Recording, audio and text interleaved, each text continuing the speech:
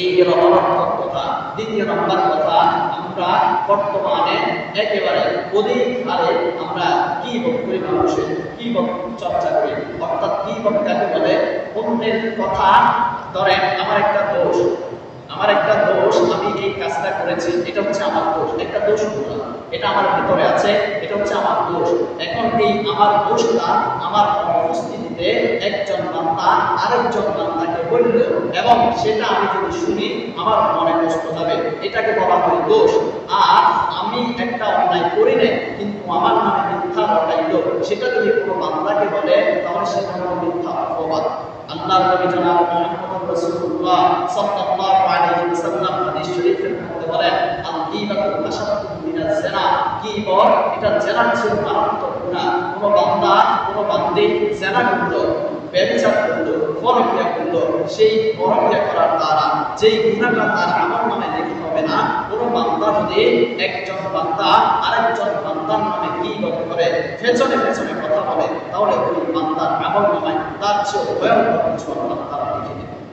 আল্লাহ তাআলা কোরআনুল কারীমের মধ্যে বলেন যে ওয়ালা ইয়াকুতু বা'দুকুম বা'দা আইয়ুহিব্বু আহাদুকুম আন ইয়াকুলা লাহমা আখি, যে তোমরা কি একে অপরের, তোমরা কি তোমার ভাইয়ের, মৃত ভাইয়ের, মরা ভাইয়ের গোশত খাওয়াকে তুমি কি পছন্দ করো? তো সাহাবায়ে কেরাম বলে, রাসূল বলে, না, আমরা তো আমাদের মরা ভাইয়ের, মৃত ভাইয়ের গোশত খাওয়াকে পছন্দ করি না। তো আল্লাহ তাআলা বলেন যে যেই বান্দা আর বান্দি অন্যের নামে গীবত করে, অন্যের নামে শিকায়াত করে, ওই বান্দা আর বান্দি নিজের মরা ভাইয়ের গোশত খায়, নিজের মরা ভাইয়ের গোশত পুরা সে খাইল। তাহলে গীবত করবো না। গীবত কাকে বলে? আমার মধ্যে দোষ ছিল, সেটা আমি অন্যের কাছে বললাম, আমি এটা শুনলাম, আমার মনে কষ্ট গেল, দোষটা ঠিকই আমার কাছে আছে, কিন্তু থাকার পরেও আমার উপস্থিতিতে যদি অন্যের কাছে বলা হয় আমার মনে কষ্ট যাবে, এটাকে বলে গীবত।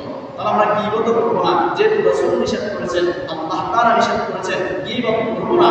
গীবত সম্পর্কে গত কিছুদিন আগে 6-7 মাস আগে আলোচনা করেছিলাম। এই গীবত সম্পর্কে আমরা এই গীবত আমরা করবো না।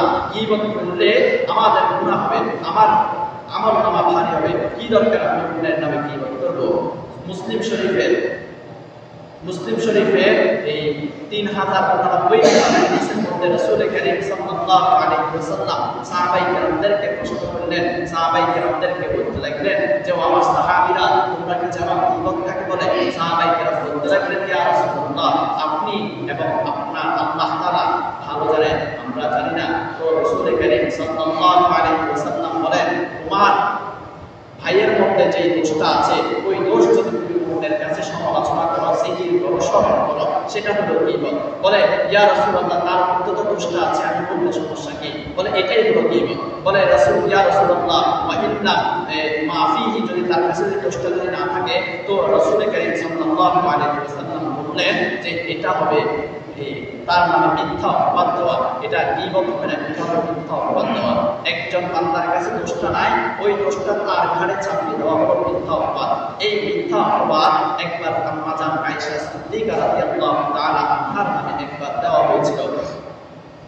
আম্মা জান আয়েশা সিদ্দিকা রাদিয়াল্লাহু তাআলা আনহা, আম্মা জান আয়েশা সিদ্দিকা রাদিয়াল্লাহু তাআলা আনহা ছিলেন রাসূল কারীম সাল্লাল্লাহু আলাইহি ওয়াসাল্লামের স্ত্রীদের মধ্যে একেবারে কাছের স্ত্রী, মানে একেবারে সবচেয়ে বেশি মহব্বত যে স্ত্রীকে করতেন তিনি হলেন আম্মা জান আয়েশা সিদ্দিকা রাদিয়াল্লাহু তাআলা আনহা।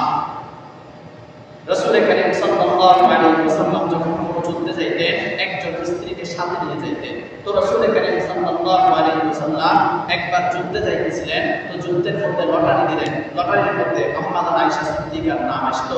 আল্লাহ রাসূল আম্মা জান আয়েশা সিদ্দিকাকে নিয়ে যুদ্ধে রওনা হলেন, যুদ্ধে গেলেন। যাওয়ার পরে যুদ্ধ থেকে ফেরার পথে আম্মা জান আয়েশা সবাইকে বললেন যে তোমাদের যাদের হাজত সারানোর প্রয়োজন, তোমাদের যাদের জরুরত সারানোর প্রয়োজন, তোমরা প্রয়োজন সেরে আমার জায়গায় এসে যাবা, আমরা আবার আমাদের গন্তব্যে পৌঁছব।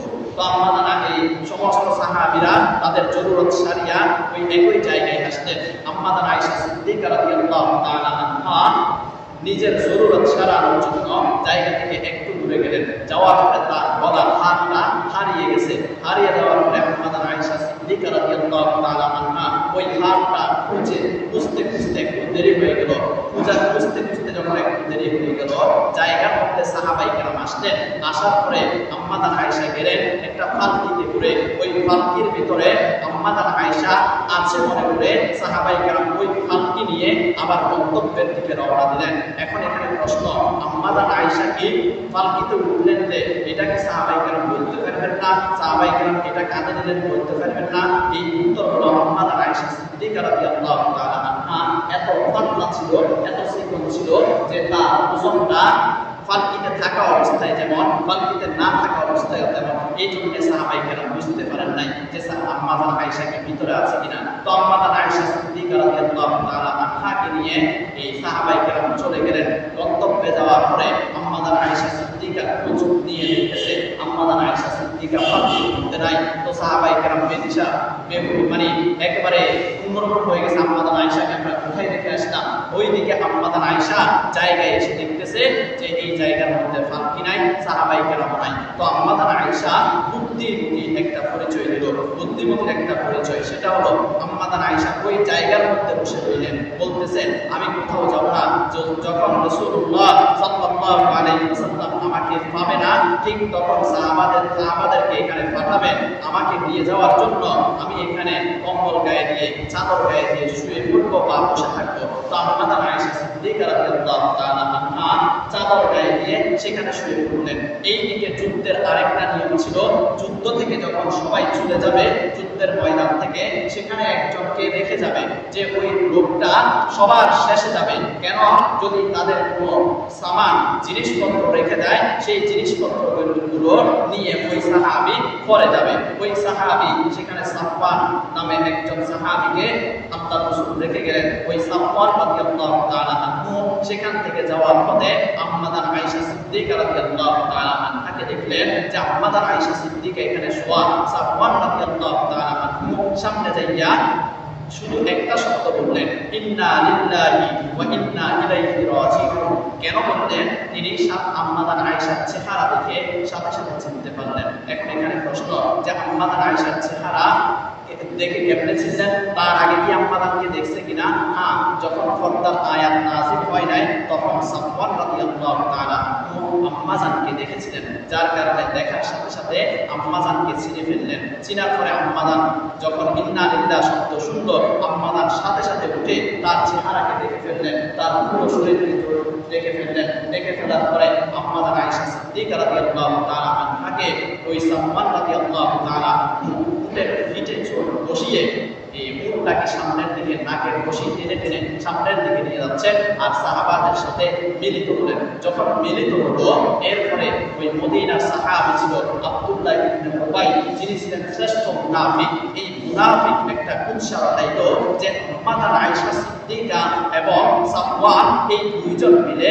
পেছনে রয়ে গেছেন, তার মানে এদের সাথে কোনো একটা সম্পর্ক ছিল। নাউজুবিল্লাহ, যে আম্মা জানের নামে কুৎসা রটাইল, অথচ আম্মা জান তার গলার হার হারিয়ে যাওয়ার কারণে রয়ে গেলেন, সেখানে বসে রইলেন যাতে করে সাহাবীরা এসে আম্মা জানকে নিয়ে যায়। আর সাফওয়ান ছিলেন শেষে, ওই যে সামানাগুলো রেখে থাকলে সামানাগুলো নিয়ে যাবে। কিন্তু আব্দুল্লাহ ইবনে উবাই যে মুনাফিকের সর্দার ছিলেন, তিনি কুৎসা রটাইলেন যে আম্মা জান আয়েশা এবং সাফওয়ানের মধ্যে কোনো সম্পর্ক ছিল না। আলহামদুলিল্লাহ, এই সময় কুৎসা যখন মদিনার মধ্যে ছড়াই দিলেন, রাসূল করিম সাল্লাল্লাহু আলাইহি ওয়াসাল্লাম আম্মা জানের উপর সন্দেহ করা শুরু করলো। সাফওয়ান রাদিয়াল্লাহু তাআলা আনহুর সাথে সন্দেহ করা শুরু করলো। এইভাবে ঠিক 1 মাস হয়ে গেল আম্মা জানের সাথে কোনো কথা বলে না। হাদিসের মধ্যে আসছে শুধু এতটুকু কথা বলে, আসসালামু আলাইকুম। আম্মা জানকে সালাম দেয়, আম্মা জান সালামের জবাব দেয়, অথবা আম্মা জান আল্লাহর নবীকে সালাম দেয়, আল্লাহর নবী সালামের জবাব দেয়। এরপর আল্লাহর নবী জিজ্ঞেস করে যে আয়েশা তুমি কেমন আছো? এর বাইরে আর কোনো কথা বলে না। এইভাবে যখন 1 মাস কেটে গেল, আয়েশা রাদিয়াল্লাহু তাআলা আনহা বুঝতে পারলেন না যে আমার সাথে কেন কথা বলে না, কি সমস্যা। এই কথা এই যে বলতেছি, এটা বুখারী শরীফের 4141 নম্বর হাদিসের মধ্যে বিস্তারিত বর্ণনা আছে, দেখে নেবেন। আম্মা জান আয়েশা চিন্তায় পড়ে গেলেন, আমার সাথে রাসূল কেন কথা বলে না। একদিন রাতে 1 মাস পরে আল্লাহর এই আম্মা জান আয়েশা বের হলেন তার খাদেমাকে নিয়ে যখন বের হইলেন, রাস্তায় হাঁটতেছিলেন, হাঁটতে হাঁটতে কিছু দূর যাওয়ার পরে তার খাদেমা শাড়ি ফেঁচিয়ে, কাপড় ফেঁচিয়ে নিচে পড়ে গেলেন। যখন পড়ে গেলেন তো খাদেমা বলতে লাগলেন, মাস্তা ধ্বংস হোক, মাস্তা ধ্বংস হোক, মাস্তা ধ্বংস হোক। আম্মা জান আয়েশা জিজ্ঞেস করলেন, কেন আপনি মাস্তা ধ্বংস হোক বলতেছেন? মাস্তা তো আপনার সন্তান, ওই খাদেমার সন্তান ছিল মাস্তা, ওই মাস্তা ছিল আল্লাহর নবীর সাহাবী। বলতেছেন আপনি কেন ধ্বংস হোক? বলে আপনি কি কিছুই জানেন না? আম্মা জান আয়েশা বলেন, না আমি কিছুই জানি না। বলে আপনি এখনো পর্যন্ত কিছু শুনেন নাই? বলে না আমি কিছু শুনি নাই। বলে আজকে 1 মাস পর্যন্ত আপনাকে নিয়ে সাফওয়ান রাদিয়াল্লাহু তাআলা আনহুকে নিয়ে মদিনার মধ্যে একটা কুৎসারণা চলতেছে, একটা ঘটনা চলতেছে যে আপনার মধ্যে নাকি সাফওয়ান রাদিয়াল্লাহু তাআলা আনহুর মধ্যে নাকি কোনো কিছু সম্পর্ক আছে। নাউযুবিল্লাহ। এই ঘটনা আজকে 1 মাস মদিনার মধ্যে চলতেছে। আয়েশা রাদিয়াল্লাহু তাআলা আনহা বললেন, ইন্না লিল্লাহ, এই জন্যই কি রাসূল আমার সাথে আজকে 1 মাস এইরকম আচরণ করতেছে, কথা বলতেছে না, অথচ আমি ছিলাম রাসূলের একেবারে কাছের স্ত্রী, সবচেয়ে প্রিয়তমা স্ত্রী, কিন্তু আমার সাথে রাসূল এই জন্যই কথা বলে না। আয়েশা রাদিয়াল্লাহু তাআলা আনহা সাথে সাথে দৌড়াইয়া ঘরে গেলেন আর আল্লাহর নবীকে বললেন, ইয়া রাসূলুল্লাহ, আমি আমার বাবার বাড়িতে যাব, আমার আব্বার বাড়িতে যাব। বলে যাও। এবার আয়েশা রাদিয়াল্লাহু তাআলা আনহাকে তার বাবার বাড়িতে দিলেন। নেওয়ার পরে আয়েশা রাদিয়াল্লাহু তাআলা আনহা বাবার বাড়িতে গিয়ে ঘর দিয়ে যখন ঢুকতেছে, দেখতেছে আবু বকর রাদিয়াল্লাহু তাআলা আনহু কোরআনের তেলাওয়াত করতেছে। আবু বকর রাদিয়াল্লাহু তাআলা আনহুকে সালাম দিলেন। এরপরে কথা বলতে চাইলেন, কথা বলেন না, মনমার নিয়ে বসে আছে। এরপর আয়েশা রাদিয়াল্লাহু তাআলা আনহা তার মায়ের কাছে গিয়ে বললেন, ও আম্মা জান, এইভাবে আমাকে দিয়ে নাকি মদিনায় এইরকম কথা চলতেছে, এই কথা চলতেছে, ঘটনা সত্য কিনা? বলে মা, তোমাকে নিয়ে ঘটনা এইরকম কথা চলতেছে। বলে না, চলার তো প্রশ্নই আসে না, চলতে তো পারে। তোমার মতো এত সুন্দরী, তোমার মতো এত গুণী, তোমার মতো এত রমণী, তোমার ব্যাপারে তোমার বিরুদ্ধে কথা বলবেই। আর তুমি হচ্ছ রাসূলের সবচেয়ে প্রিয়তমা স্ত্রী। এই জন্যে মুনাফিকরা ষড়যন্ত্র করিয়া তোমার পেছনে কথা বলা আরম্ভ করছে। এইভাবে 1 মাস কেটে গেল। দীর্ঘ 1 মাস পরে আল্লাহ তাআলা কোরআনুল কারীমের মধ্যে 10টা আয়াত নাযিল করলেন। এই 10টা আয়াতের মধ্যে আম্মা জান আয়েশা সিদ্দিকা রাদিয়াল্লাহু তাআলা আনহার পবিত্রতা বর্ণনা করলেন যে আম্মা জান আয়েশার কোনো দোষ নেই, এখানে আম্মা জান আয়েশার কোনো দোষ নেই। 10টা আয়াত নাযিল করে তার পবিত্রতা বর্ণনা করলেন। এইবার এই আয়াতগুলো যখন রাসূলের উপর নাযিল হলো, রাসূলুল্লাহ সাল্লাল্লাহু আলাইহি ওয়াসাল্লাম সাথে সাথে আবু বকর রাদিয়াল্লাহু তাআলা আনহু ঘরে আসলেন। আসি আম্মা জানকে ডাক দিলেন, ও আয়েশা, চলো আমি তোমাকে নিয়ে যাব। আম্মা জান আয়েশা এর একটু নাম ধরলেন যে না, আমি যাব না। আমার কথা তিনি বিশ্বাস করলেন না। কেন আমার কথা তিনি বিশ্বাস করলেন না? আমি যাব না। এরপর আবু বকর রাদিয়াল্লাহু তাআলা আনহু বলেন, যাও তোমার স্বামী তোমাকে নিতে আসছে, চলে যাও। এরপর আম্মা জান আয়েশা সিদ্দিকা রাদিয়াল্লাহু তাআলা আনহা রাসূল কারীম সাল্লাল্লাহু আলাইহি ওয়াসাল্লামের সাথে মদিনায় আবার আসলেন, রাসূলের ঘরে আবার আসলেন।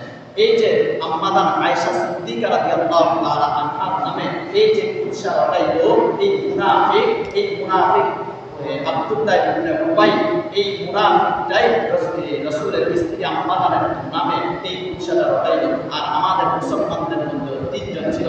একজন হচ্ছে হামনা মহিলা, আরেকজন হচ্ছে হাসসা, আরেকজন হচ্ছে আপনার এই মাস্তা ছিল আম্মা জান আয়েশা এই খাদেমার ছেলে সন্তান। ওই 3 মুসলমান আম্মা জান আয়েশার নামে যখন কুৎসা রটাইলো, তারা পরবর্তীতে তওবা করলো, আল্লাহ তাআলা তাদেরকে মাফ করে দিল। ওই তাফসীরে বাইজাবের মধ্যে আসছে যে রাসূলুল্লাহ সাল্লাল্লাহু আলাইহি ওয়াসাল্লাম মিথ্যা অপবাদের কারণে তাদেরকে এই বেত্রাঘাত করলেন, 80 বেত্রাঘাত করলেন। এরপর আল্লাহ তাআলা তাদেরকে মাফ করলেন, তাদের দোয়া কবুল করলেন, আর মুনাফিকরা তাদের জায়গায় ঠিক ছিল। সুতরাং আমি বলতে চাইতেছি